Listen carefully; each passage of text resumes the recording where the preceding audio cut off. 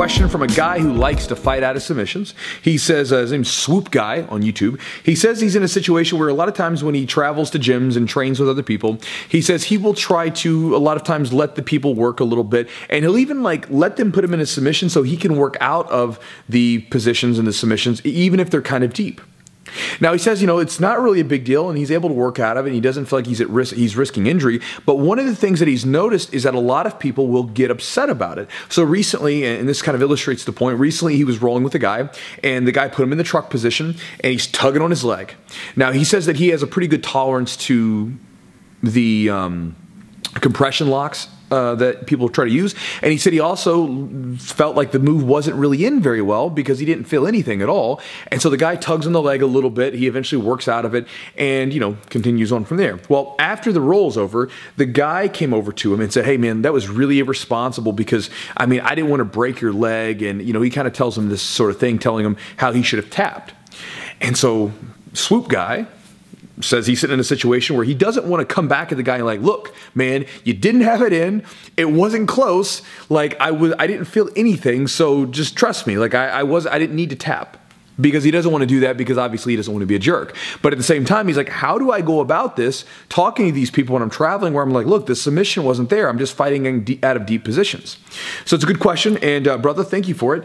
You know, this reminds me of something that I tell all of my students because things, as I'll share in just a second, always come up. And that idea is that anatomy plays a big role in jiu-jitsu. And it plays it in a number of different ways.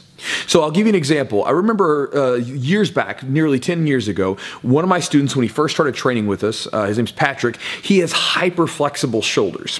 So I was watching him roll with some of the guys, and the guy had him in a Kimura, and I mean, he was cranking it back. And I mean, literally, Patrick, if he wanted to, could scratch the back of his head with a Kimura. I mean, like literally, his arm is going so far back, he could scratch the back of his neck, and he didn't tap yet. And so I stopped for a second. I'm like, are you okay, man? You know, is your shoulder hurting? He's like, no, I don't feel anything. So I said, come here real quick. So I put him in the Kimura and I'm like cranking it, and it's going back and going back. And there's so much laxness in the muscle. Like most of us, you start to hit that stiff point, and that's kind of how you know where it's tight and you're reaching in range. His just kept going. So I told him at a certain point, like, look, just let's tap here. If you get to this point, let's tap, because I don't want your shoulder to go in a full 360 and maybe pop out of place or something. Another student we had, I remember we were doing arm triangle chokes. And one of the guys came up to me and says, Chewy, I can't arm triangle choke him. And I said, okay, man, let me help you out. So I'm like trying to make the adjustments with him, and it's not working. So then I'm like, okay, well, next tool for problem solving, let me put you in it. So I put him in the arm triangle choke, and I'm down there, I'm nice and tight, and I'm like, you don't feel anything? And I've got a pretty good arm triangle choke. So I'm holding him, and he says, no, I don't feel anything. So I'm adjusting it and trying different variations, not a thing. Whatever, the way his shoulders and neck and everything are situated, he just didn't feel it. Right? And I've had several students that had this. Even one of my other students, he was his knees were hyper flexible, so I could put him in a knee bar. And I mean, unless like, because you know, you can do the regular knee bar like this, unless I reached around and put that foot back there and really extended, he didn't feel a lick of it. And so maybe you're like one of these people where your body's a little bit more loose than other people's. So here's what I'd also say. If this happens again, treat it like my students have treated it before, where they come up and say, well, put me back in that submission. Let's play around with it. Let's find the in range. So for instance, that guy with the truck. Say, hey man, put me back in the truck and let's actually find the in range for it. You know, because again, not everybody's going to be the same. Like if you get someone that's really, really stiff and rigid, their muscles are much tighter. The submissions happen a lot faster when you're doing those joint locks, right? Whereas if the person's very limber and flexible, not as quick, right? And so you could bring the guy, let's say if he was to come up to you and say, hey man, you're being irresponsible, not tapping to that submission. You could say, hey bro, I didn't feel anything. Put me back in the submission real quick and let's figure out, you know, how it works, and maybe put me in it and we can find out where the in range is for me. And then he can put you in it and say, like, he can be like, do you feel anything? Anything now?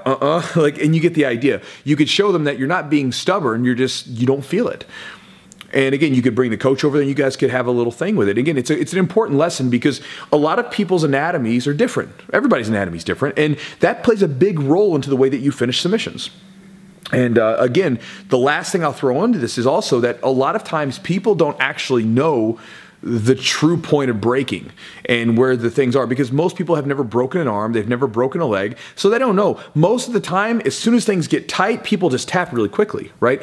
Most people have never, whether because of discomfort, they don't feel comfortable with their training partners not, going too far or whatever, most people haven't played that deep submission area where they're escaping.